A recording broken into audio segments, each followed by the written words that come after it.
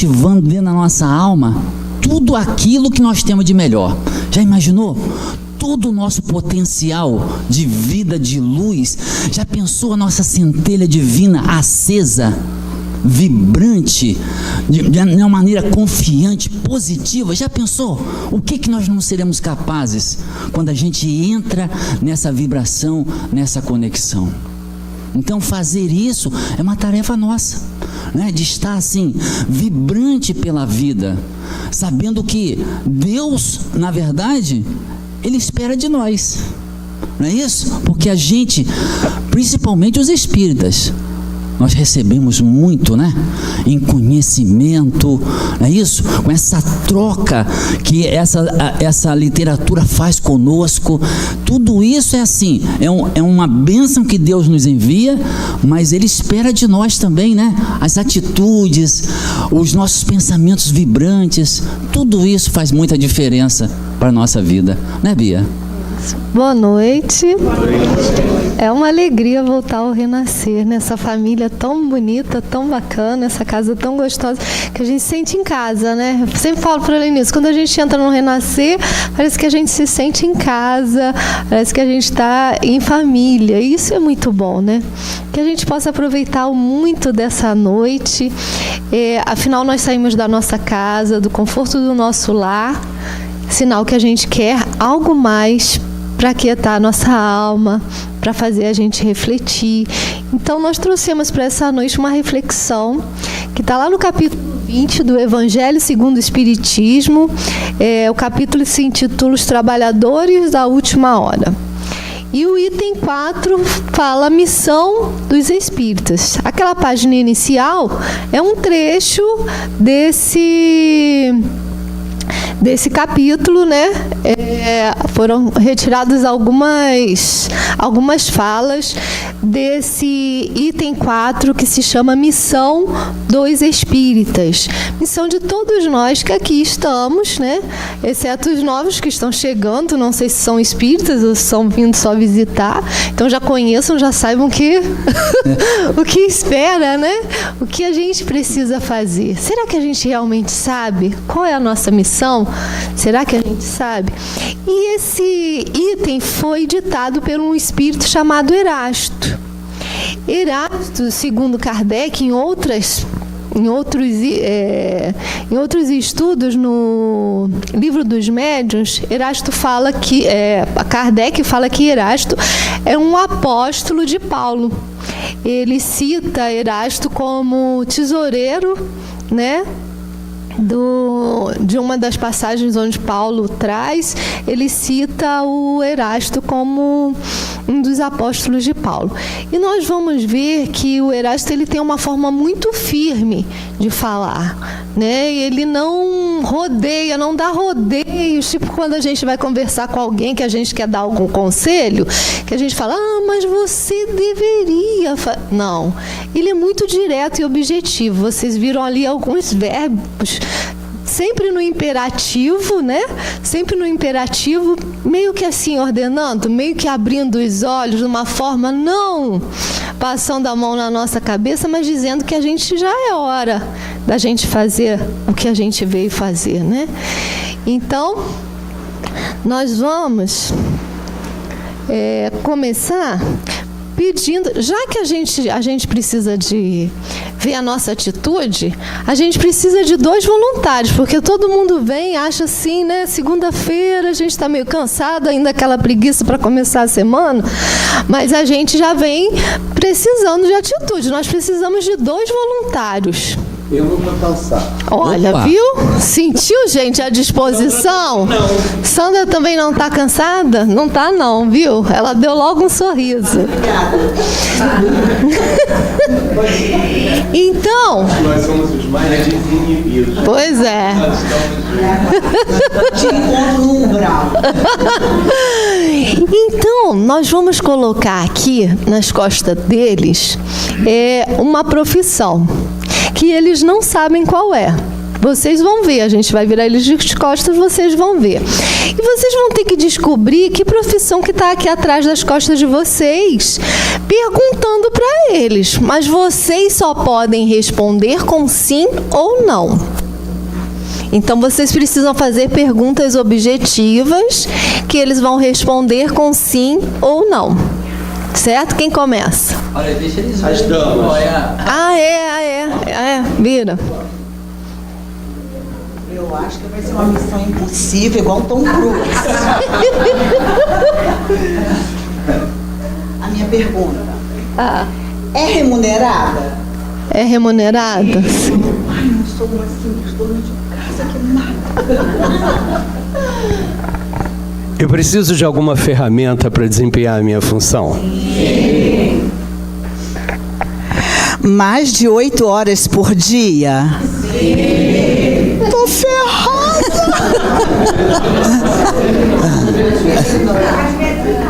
Às vezes não. Dúvida assim.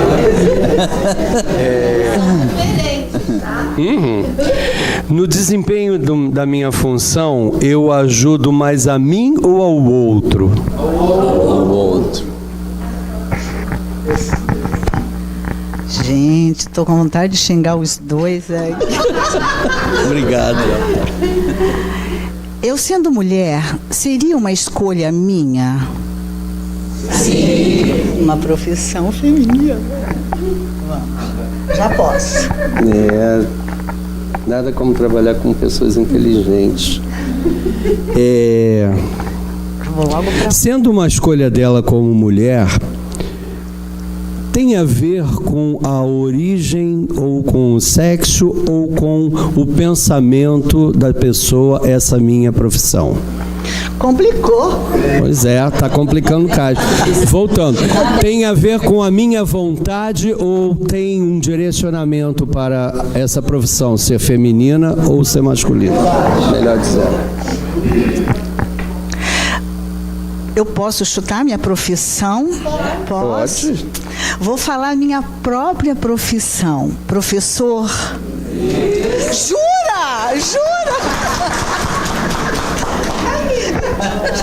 Peraí, ganha quanto? Não, você não perguntou. A sua pergunta não foi se era bem remunerado, se era remunerado. Alguns fizeram umas caras assim. Viu como eu escolhi bem você? Se livrou rápido da situação. Olha, só resta perguntar o outro lado da moeda. Eu sou aluno? Não. Então tá pior. O diretor-chefe dela? Por favor. Não. Puxa, Sandra, você foi abençoada, hein? Maldade sua. O que você faz está em crise. Eu sou político? Falei besteira, não? Também não. Tem várias áreas em crise. Eu sou... Não. Crise não, caos, né? Tá causa. Tá em caos? Eu sou profissional da saúde? Sim. É isso? É. Então...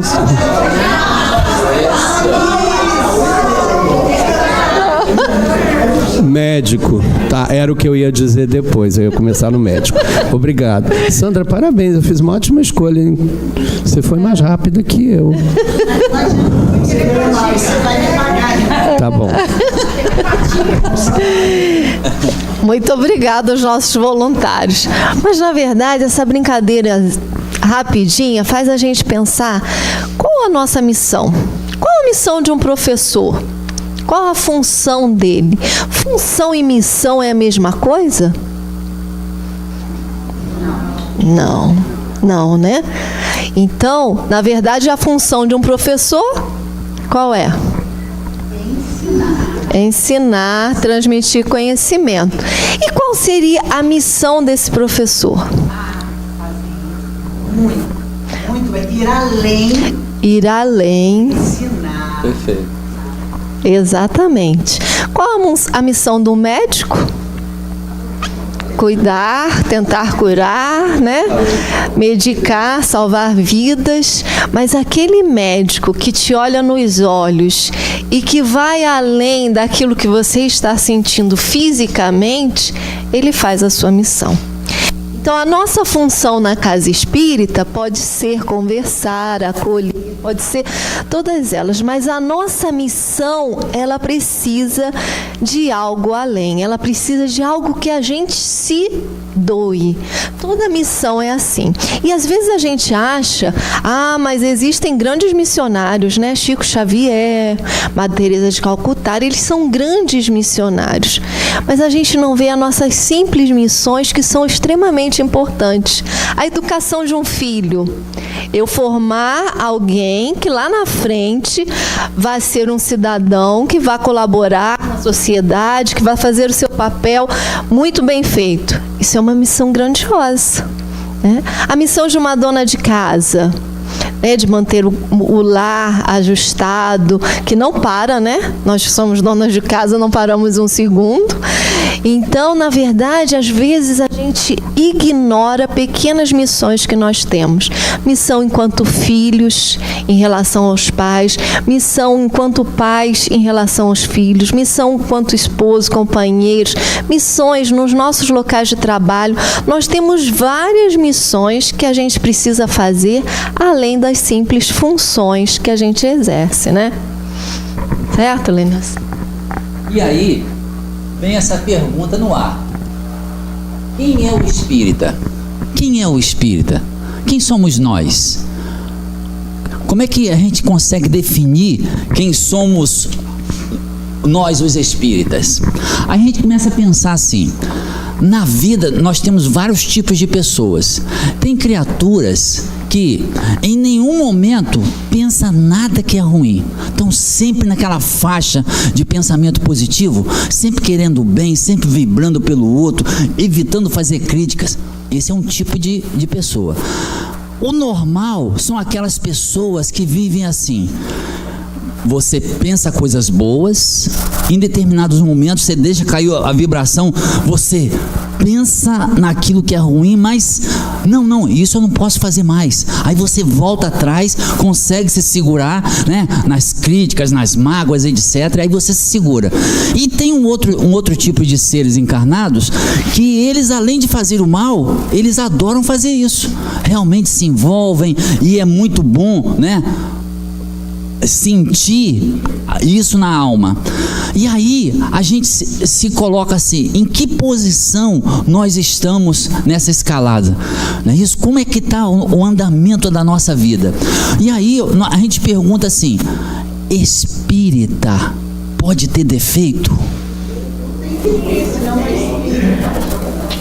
Ué, pode ter defeito? Espírita? Olha só, gente.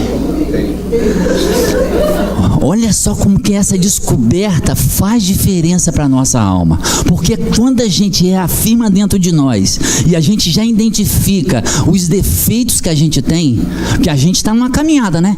A gente tem defeitos. Então, reconhecer isso é fundamental para a nossa vida. Para que a gente não chegue no plano espiritual dizendo assim: olha, eu sou espírita, achando que o título vai resolver todas as questões emocionais que a gente tem.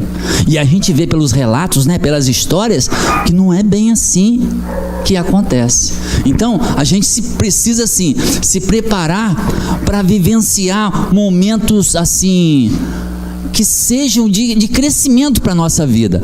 Aí, lá vem Kardec e traz a definição de quê? De quem é o verdadeiro espírita. E ele coloca, reconhece-se o verdadeiro espírita pela sua transformação moral e pelos esforços que emprega para domar suas inclinações mais. Não define? Olha só, ele está buscando uma transformação, e é isso, como espíritos que a gente se encarnou com esse objetivo, fazer essa transformação. E aí precisa que a gente faça o quê? Esforços, porque não adianta a gente aprender o conteúdo dos ensinamentos do Evangelho, achar aquilo muito bonito, mas efetivamente não fazer a transformação que a gente precisa. Porque para ser espírita é um título, né? Mas a gente pode dizer, para ser católico, para ser protestante, etc e tal, precisa da transformação moral. Porque isso aí é o que o Cristo nos ensinou. Para qualquer religião, para qualquer credo. Não é isso? A gente fala assim, espíritas. Não, todos são filhos de Deus, né? Cada um busca naquilo que traz sentido para a vida da gente.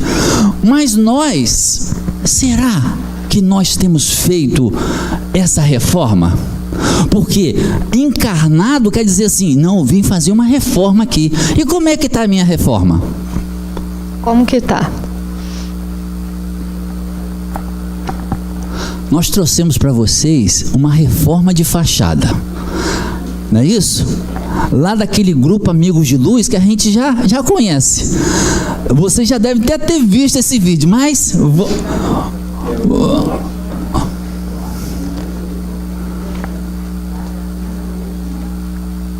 vamos lá ver.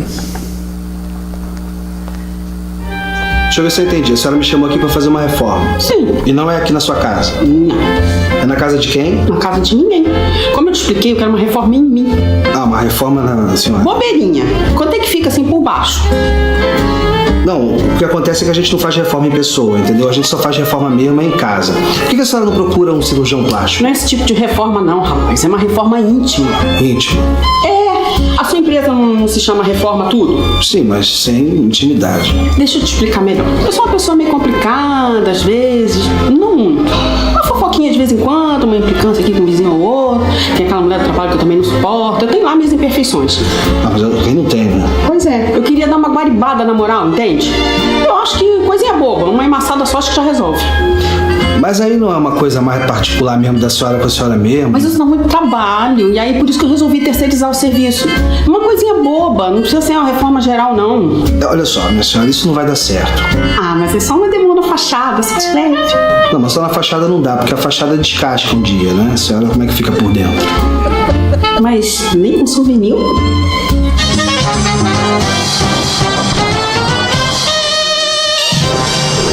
Boa tarde. Por acaso o senhor tem uma lata de amor ao próximo? Ou um saquinho de paciência? Um galão de disciplina? Pode até ser fosca. Não, a gente não trabalha com isso aqui, não. O senhor acha que se eu me inscrever, curtir, compartilhar aquele canal de humor espírita no YouTube, o senhor acha que resolve o meu problema? Acho que não, né? Ah, obrigada. Nada. Vocês podem encontrar muitos vídeos no YouTube dos Amigos da Luz. Falam de temas da doutrina espírita com muito humor. Muito bom.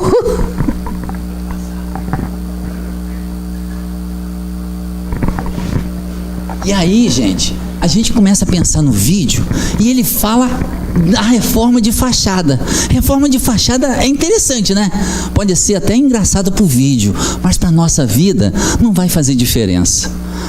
Não é isso? A gente pode até fingir que tudo que a gente ouve é bonito, é lindo, a gente se emociona, mas o que nós estamos fazendo desse conhecimento que a gente está recebendo? Não é isso? O que isso está fazendo diferença? Porque Kardec falou, porque se não houver transformação moral, a gente não está fazendo o trabalho que precisa fazer. Aí a gente começa a se perguntar assim, se nós somos os chamados espíritas, não é isso? Que recebemos todas as informações, como é que nós estamos caminhando perante esses conhecimentos? Aí a gente começa a se perguntar assim, para que adianta eu saber de onde eu vim, o que estou fazendo aqui, que os espíritos se comunicam, que a gente vai voltar para o plano espiritual, que lá no plano espiritual existem cidades, que os espíritos se comunicam conosco. Aí você pensa na gama de conhecimento que a doutrina espírita nos traz, e aí você se pergunta assim, o que isso modificou a minha vida? Continua discutindo no trabalho? Tem paciência com aquele que te irrita? Olha só, começa a fazer perguntas. Qual é a transformação efetiva que na minha vida aconteceu? Né? Eu mudei em quê? Aí se você não sabe responder, ou melhor, se a gente não sabe responder, a gente precisa se olhar mais, se observar mais, para que a gente possa se encontrar, não é isso? E ver o que nós precisamos fazer na nossa reforma íntima. Como que está a nossa reforma íntima? Porque conhecimento nós já temos. Ninguém vai poder dizer assim, eu não sabia. Nós sabíamos.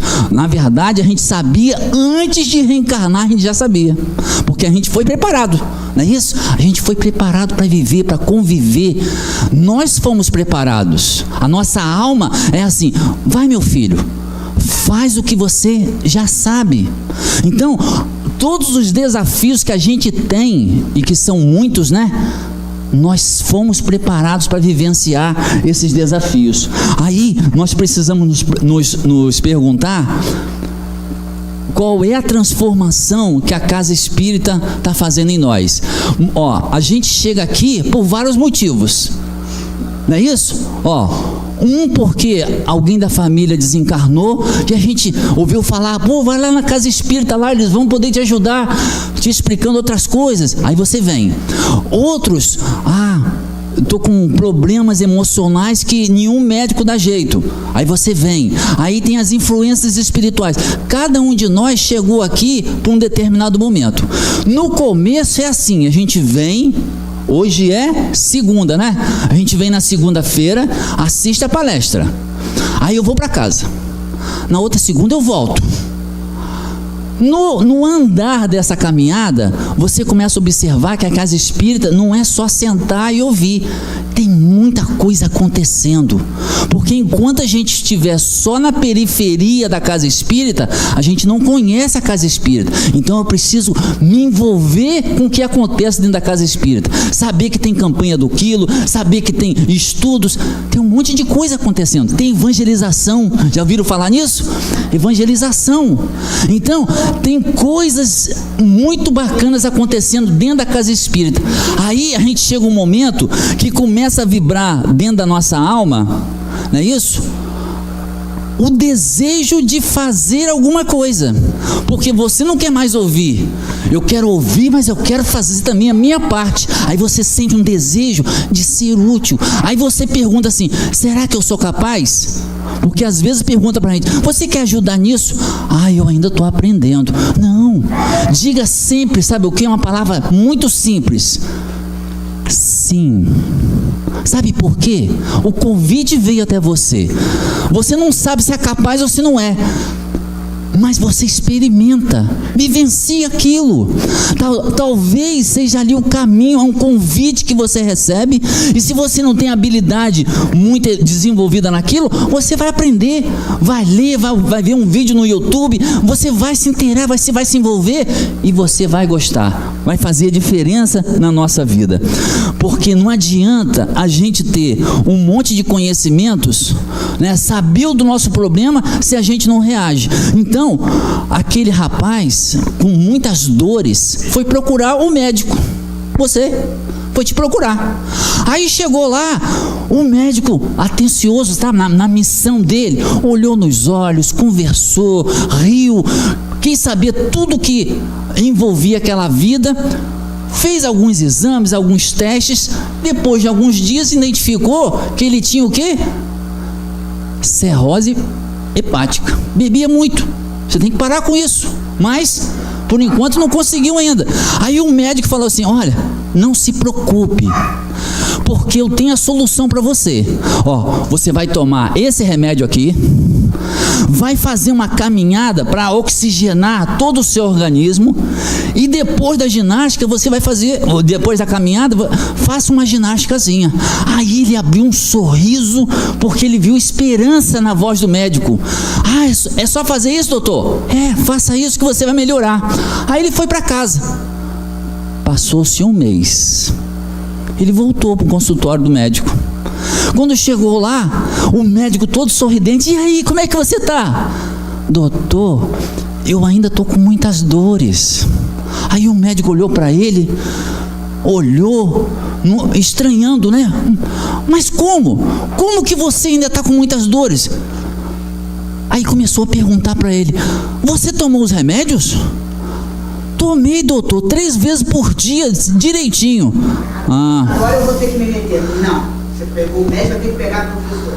Você sabe ler a receita que eu passei? Não, vou mandar para a professora. O conjunto vai fazer melhorar. Ele perguntou ao médico. Ele não sabia. Todo mundo. Aí o médico falou com ele: parei, mas você fez a caminhada? Aí ele: fiz, doutor. Puxa, viu? O médico coçou a cabeça. Fez a ginástica? Claro, doutor. Eu andava 5 quilômetros e fazia a ginástica. Aí o médico ficou assim, naquele dilema, né? Sem entender. Meu Deus, o que pode ter acontecido? Por que essa receita não funcionou? Aí ele fez a última pergunta: você parou de beber? Ó. Vocês estão entendendo? Nós já temos a receita para nossa transformação, mas a atitude de tomar os remédios do Evangelho do Cristo é nossa. Essa decisão que é fundamental, nós precisamos nos olhar e perguntar: eu estou fazendo isso? Não é isso? Porque se a gente responder não, a gente vai voltar para o plano espiritual, e aí a nossa tristeza vai ser grande, porque o espírita, ele já vagou em tudo quanto é religião. Aí os mentores: agora você vai lá no espiritismo, é a última chance que você tem. Não é assim? Não é conosco assim? Então, é a nossa chance da nossa transformação. Nós precisamos fazer isso, porque a gente já foi católico, a gente já foi crente, não deu jeito. Não é isso, Bia? Então é castigo?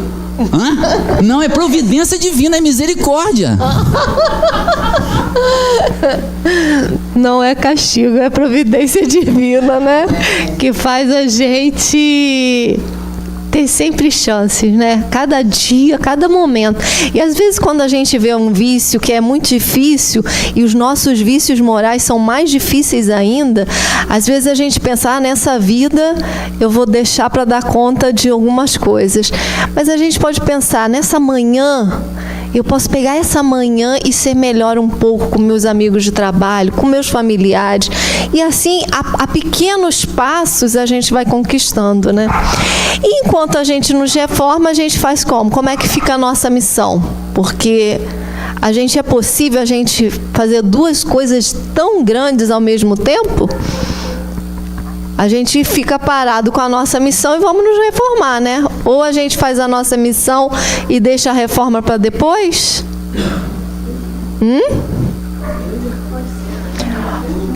Tem que ser junto, né?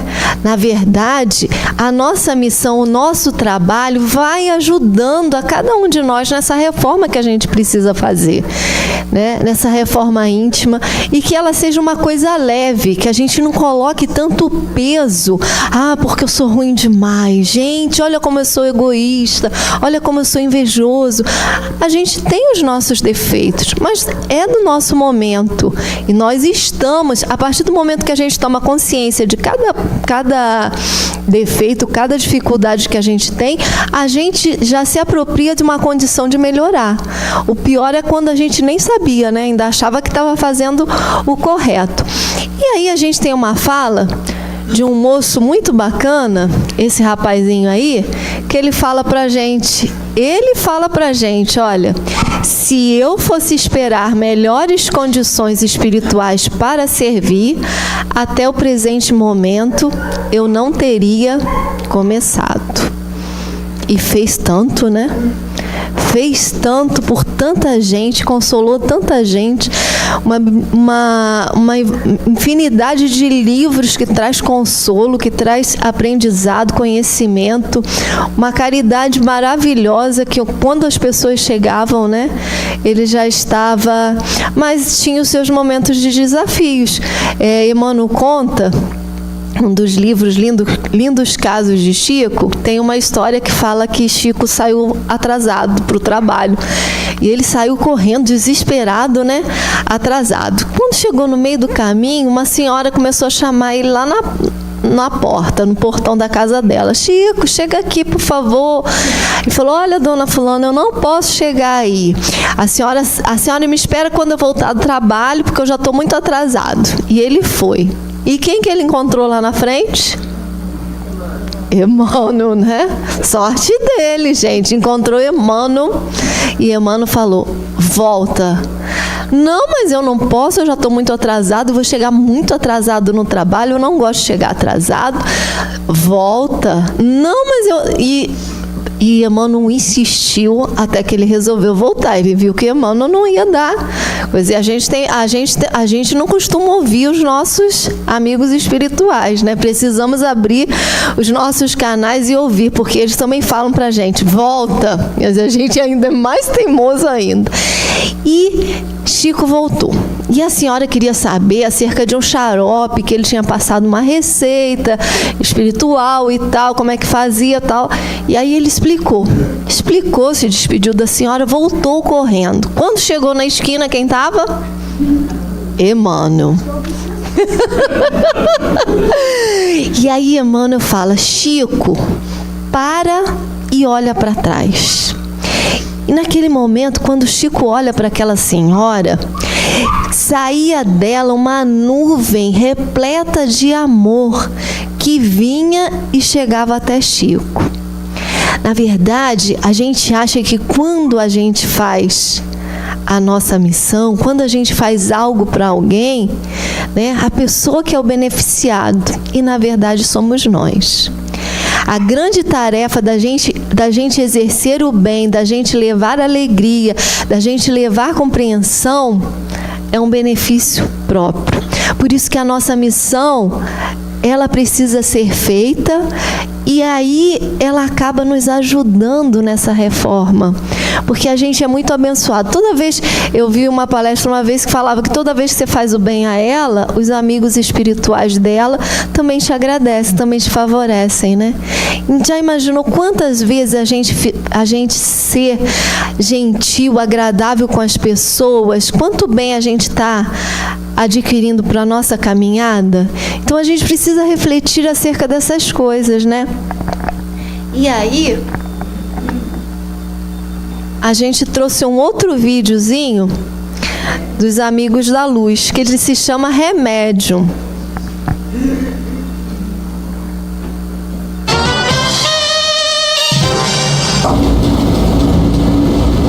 Ai, eu vou falar com o gerente agora. Eu tô aqui há muito tempão já. Ei, olha só, tô me fazendo de palhaça. Eu quero falar com o gerente agora. Pô, que confusão é essa? Quem tá gritando? Sou eu.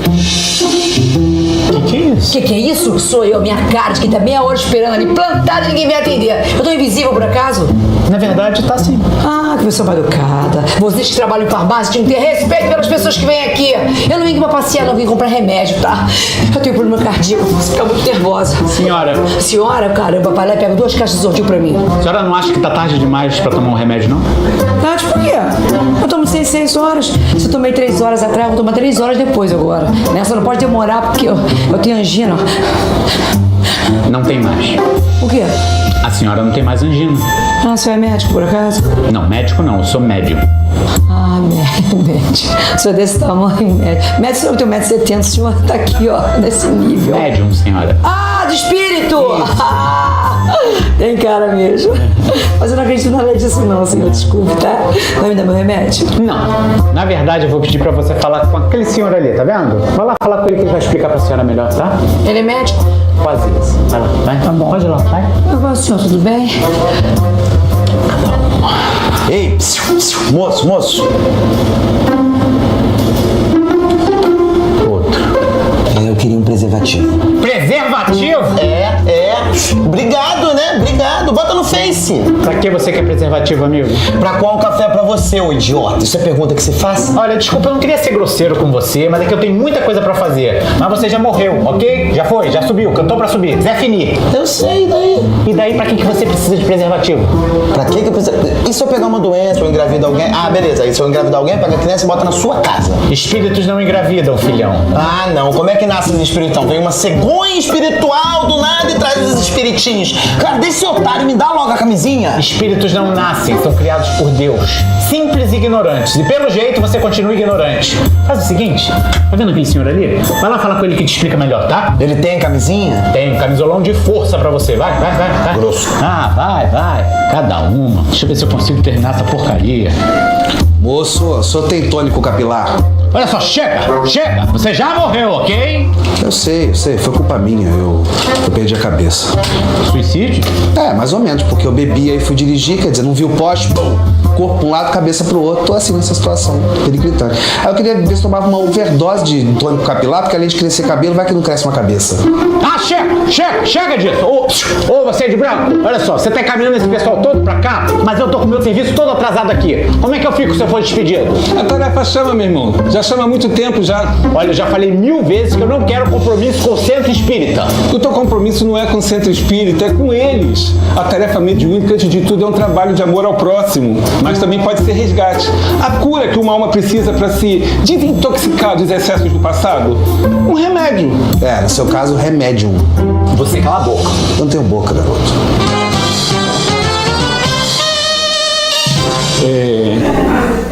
Qual será o nosso remédio, né? Na verdade, ali foram faladas muitas palavrinhas importantes, né? Algumas como compromisso, algumas como a tarefa quando chega, independente da tarefa mediúnica ou não. Todos nós somos médios em graus diferenciados, né? E todos nós recebemos, quando estamos na casa espírita, intuições, né? Recebemos pessoas que chegam, recebemos os espíritos que chegam nas reuniões mediúnicas. Como é o nosso compromisso? Como tem sido a nossa acolhida, o nosso acolhimento a essas pessoas que chegam à nossa casa? Já paramos para pensar? Às vezes a pessoa traz num olhar uma necessidade que às vezes só num abraço você já satisfaz, né? E às vezes o corre-corre que nós vivenciamos da nossa vida tão corrida nos faz às vezes se desligar, e a gente às vezes chega dentro da casa espírita e faz a mesma coisa que a gente está fazendo na nossa casa, que é o corre-corre, que não olha as pessoas, que estamos fazendo no nosso local de trabalho, e também acaba repercutindo na nossa casa espírita. E aí a nossa missão, ela vai ficando a desejar, né? Porque às vezes o outro passa desapercebido sobre cada um de nós. No caso da nossa missão enquanto espírita, né, é o acolhimento, o esclarecimento e o compromisso que a gente tem, que não é da agora não. Todos nós, como o Lênio falou, todos nós que estamos aqui, nós fizemos um planejamento, né? Se nós aqui chegamos nessa casa, não é só em benefício nosso, a gente já se beneficiou, a gente já está bem, já conseguiu se estruturar, então agora é a vez de doar, né? A tarefa chega. E não é um compromisso com a casa, é um compromisso com os irmãos. Porque, na verdade, de nada adianta eu fazer a minha missão, eu me melhorar, se o outro do meu lado está sofrendo. Né? Nós não somos sozinhos nesse mundo, nós somos um grande coletivo. E então, a gente trouxe um pedacinho, uma foto do texto. Esse é o texto Missão dos Espíritas, que está lá no capítulo 20 do Evangelho, o item 4. Vocês estão vendo esses pontinhos de azul? Estão vendo, né? Sabe o que eles são? Todas as palavras id. Sabe quantos tem ali? Contaram? 12 palavras id. Id está um verbo no imperativo, ele está mandando, né? Está imperando. 12 vezes numa única página. O que será que ele quis dizer para a gente? Id. Continua. Não pare. Não pare. E aí ele fala, mesmo diante de todas as dificuldades que a gente enfrenta, mesmo diante das dificuldades que nós trazemos intimamente, vá. Mesmo sofrendo, mesmo passando por percalços, Vá e faça. E ele acrescenta: as línguas e o fogo estão sobre as vossas cabeças. Os amigos espirituais vos acompanham. Tomai de decisão e de coragem. Vá. Então, o tempo inteiro, nessa mensagem, o Erasto fala pra gente: é hora de ir. O momento nosso é de ir, de fazer. Mesmo com todas as dificuldades que eu tenho, que o Lenilson tem, que cada um aqui tem e está passando. Os momentos são difíceis. Ele coloca logo no início da página. Os momentos são difíceis, mas vá. Não permaneça parado. Se hoje eu não posso dar um passo grande, que eu dê meio, mas que a gente não pare na beira do caminho, né? Porque os caminhos, eles são muitos. Não são? Tem caminho à beça. E os caminhos, assim, os caminhos são diferentes, não são? E nós? Nós somos diferentes. Não somos? Eu poderia chamar 3 pessoas aqui agora e pedir assim: vamos fazer o caminho de maneira diferente? Um poderia chegar aqui e ir, pulando. O outro zigue-zagueando, o outro em linha reta. Cada um de nós ia arranjar uma maneira de chegar até o objetivo, porque é isso que nós estamos fazendo. Nós temos um objetivo, uma meta a cumprir, não é isso? Aí cada um vai fazer diferente. Entender que o outro é diferente é fundamental para a nossa vida. Já imaginou num trabalho aqui na casa? Você identifica que todo mundo é diferente. E como é que eu vou conviver com o outro? Aí quais são as opções? Eu posso me irritar com o outro? Não gostei de fulano não, para mim não dá trabalhar com ele não, vou para outra equipe. Chega na outra equipe e encontra um outro diferente. Com esse cara aqui não dá para trabalhar, ele tem esse problema, não tem como. Então, aprender a conviver com o outro, tendo a certeza que o outro é diferente e que nós também, quando eles olham para a gente, nós somos diferentes. Então, aprender a conviver é fundamental, senão a gente não consegue caminhar. E nós somos seres que Deus colocou no mundo para viver em sociedade. A gente foi feito para caminhar junto, porque na hora que eu estou fragilizado, alguém me estende a mão.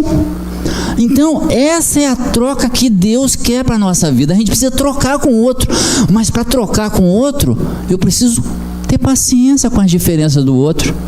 Ele é diferente de mim, não é isso? E nós precisamos de algumas atitudes que são muito importantes para a nossa vida. Olha só essas atitudes aí: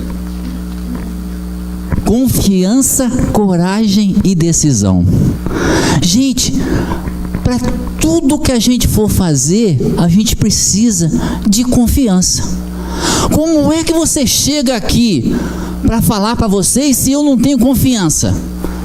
Eu vou gaguejar o tempo todo, eu vou me esconder, porque estar sentado aí é uma coisa, estar em pé aqui é outra completamente diferente. É um exercício que se faz na confiança que os amigos espirituais vão nos inspirar. Então, tudo que a gente vai fazer, nós precisamos de confiança. E confiança depende de um certo equilíbrio na nossa vida. A gente já ouviu falar nos chakras. Nós temos o chakra da segurança, que é o chakra raiz. Fica aqui na base da coluna, não é isso?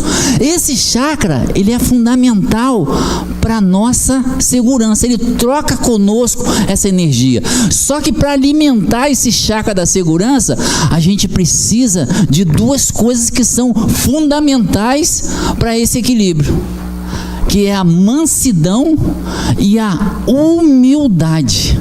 Olha só, quando Cristo falava em ser humilde, né? Ele já sabia dessas coisas todas. Então, para você desenvolver o chakra raiz que traz segurança, você precisa de mansidão e humildade. Então, se você está inseguro, se você está com medo, Começa a ver quais são as suas palavras, as suas atitudes. Vê se você está realmente manso ou se você está revoltado. Vê se você está buscando ser mais humilde, olhar para o outro e ver um igual seu, ou se você se sente superior às outras pessoas. Essas perguntas nós precisamos fazer dentro da nossa alma, porque isso é fundamental para a nossa vida. Porque aí, tem vários tipos de pessoa. Tem um ateu. Conhece algum ateu? Ele é até raro, porque quando tem um problema ele fala assim: ai meu Deus. Então, ateu é um filho de Deus, mas ele é assim: eu não acredito em Deus, e ponto final. Não é isso? É simples. Só que a maioria de nós fala assim: claro que eu acredito em Deus. Bianca, eu acredito em Deus, mas quando as situações se complicam em minha vida, o que eu faço? Eu preciso arranjar responsáveis, porque isso alivia aquela dor dentro de mim. Então, primeiro, por que Deus fez isso comigo, gente? Olha, eu vou lá no grupo, eu dou passe, eu vou na evangelização, aí você enumera todas as coisas que você tem feito. Aí você pensa assim: isso não pode acontecer comigo. Não é isso que a gente faz? Isso é uma coisa íntima que a gente faz conosco mesmo, o tempo inteiro. Então, olhar para dentro de nós e desenvolver essa confiança é fundamental para a nossa vida. Porque se a gente não fizer isso, a gente não vai conseguir ter confiança. A confiança é fundamental para o nosso trabalho aqui na Terra. Nós precisamos confiar em nós mesmos. Mas tem mais dois tipos de confiança.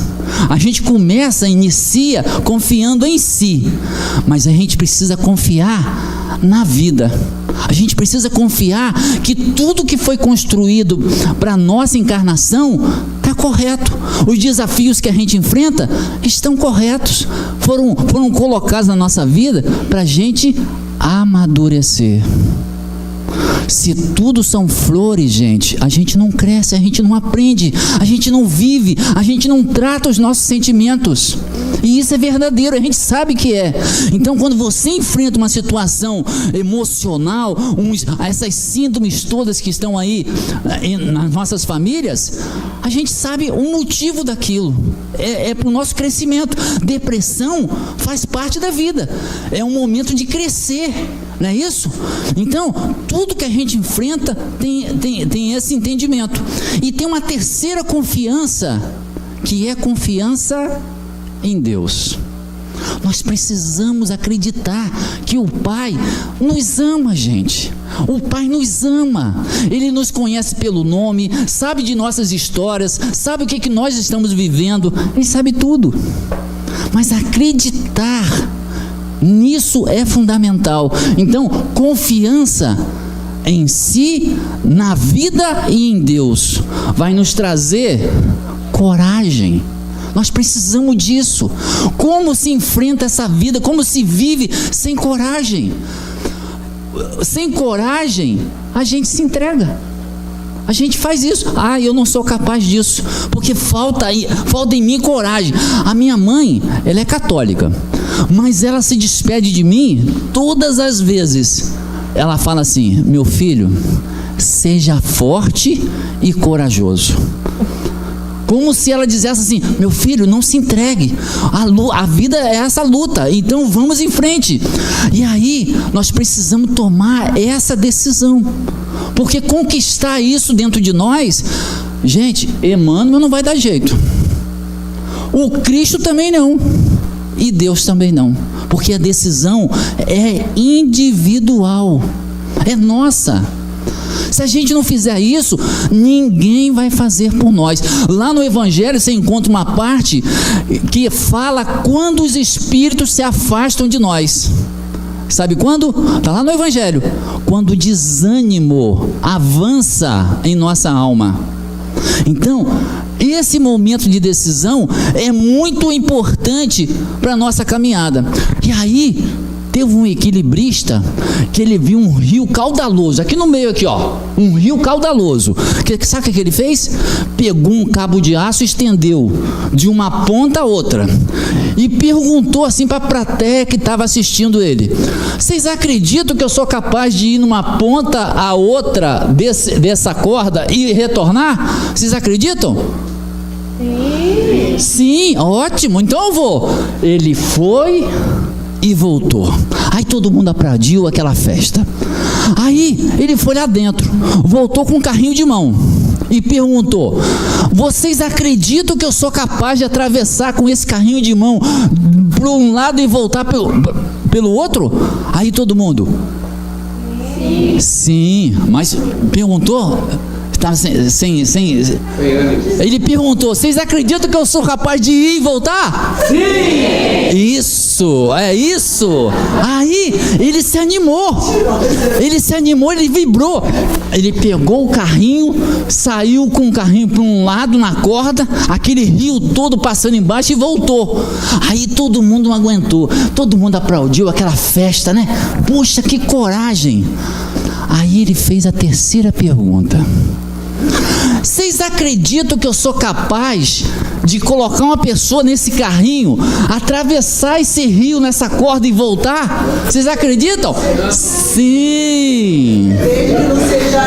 Aí ele fez a última pergunta àquela plateia. Um voluntário.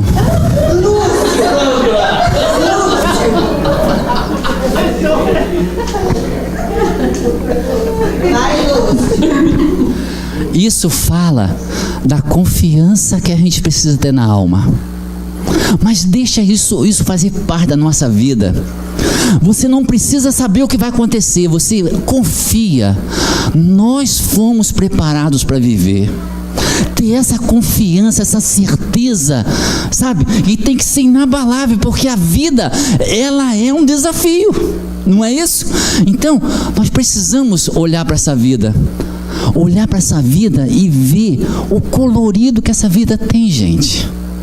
Porque se a gente olha para a vida e só vê as coisas que estão complicadas, vamos olhar para a vida. A vida é cheia de coloridos, cheia de vida, cheia de vibração, não é isso? A gente encontra pessoas já que vibram nessa sintonia, sabendo, tendo a certeza desse amor desse Pai por cada um de nós. Seu marido fala aí. Fala. Depois dizem que é a mulher que fala, né? E o Erasto, esse espírito tão abençoado que trouxe esse texto pra gente, ele encerra falando do momento da gente agradecer. Agradecer pela missão que cada um recebeu nessa vida, né? Desde das missões mais simples, que às vezes a gente acha que ser dona de casa é uma missão tão simples, desde as missões que a gente tem no nosso local de trabalho, na missão da família, na missão de ser espírita, de levar consolo, de abraçar aqueles que chegam até nós, né? De levar esclarecimento. E ele fala que a gente seja grato. E Joana de Ângeles tem um livro, Psicologia da Gratidão. Não conhece, né? Esse livro realmente é fantástico. E ela fala que a gratidão, ela é um estado já de um espírito mais amadurecido. Nós ainda, quando não conseguimos ser gratos pelaquilo que a gente tem, é porque nós ainda estamos muito infantis. Ainda olhamos muito para o nosso umbigo, ainda olhamos muito para as nossas dores. Psicólogos hoje em dia utilizam uma técnica chamada caderno da gratidão, né? Que você descreve ao abrir os olhos, pega o caderninho e descreve 10 coisas que você já tenha para agradecer.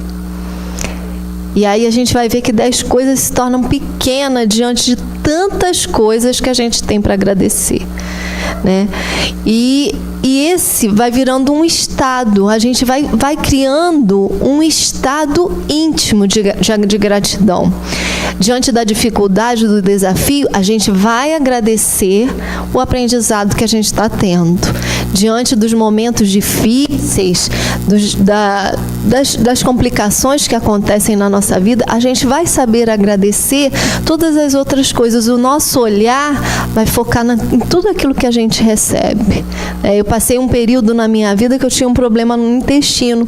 E eu procurei uma amiga que era psicóloga e ela me falou, mas você só tem um problema no intestino? O coração como é que tá? Pulmão e tal. E aí eu fui perceber que eu tinha tanta coisa funcionando perfeitamente e eu só focava no intestino que estava com problema. Então, às vezes, a gente se foca só naquele ponto e a gente não consegue crescer, não consegue ter essa amplidão que a gratidão nos traz, né? E aí a gente trouxe uma música para encerrar. É a música de um Congresso das Flores, não vai dar porque a gente fala demais. É uma música de um rapaz chamado Alan Filho, lá do Rio de Janeiro. E eu acho que ela teve uma grande inspiração do Erasto. Só que ele não fala ide, ele fala vai. Então, que a gente possa aproveitar das emanações dessa música, né? Que a gente possa aproveitar as reflexões acerca das nossas missões e que a gente possa ir, independente das dores, independente dos sofrimentos, independente das pedras, que a gente continue indo, né?